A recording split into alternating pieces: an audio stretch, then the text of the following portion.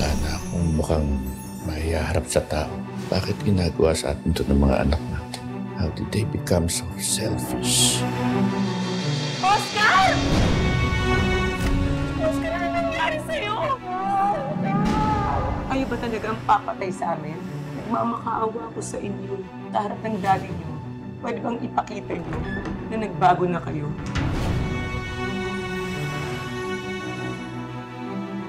Sir Paul, may tawag po kayo. Kay Gerald daw po. Pakisabi, hindi siya tatawag ulit. Para saan itong pagkikita natin? May isa pa sana kaming hihingi ng pabor. Nangangailangan kasi kami ng malaking pera. Sure. Ikaw na lang magsulat ng amount.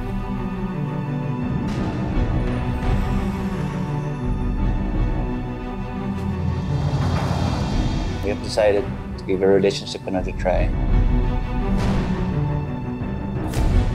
This is my fiancé. Totoo ba to, Jade? Yes, Dada. For you. Hindi ko kayang mawala kayo sa akin. Paano niya tatanggapin? Babae din ang gusto ng nanay niya. Sana malaki yung puso niya para matanggap niya ang pagiging lesbiana ng nanay niya.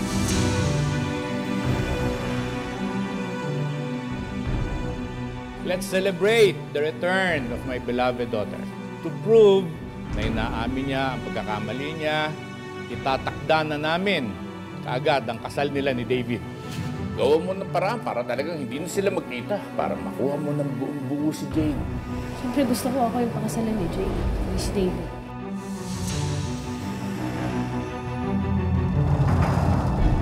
Let's go. May problema ba, anak? Kinakabahan lang ako. I promise to cherish you. Bibigay ko ang buong buhay ko para lang mapasaya ka. Hindi na tayo mag-worry pa. Bumalik na sa atin ang anak ko at hindi na siya makakawala.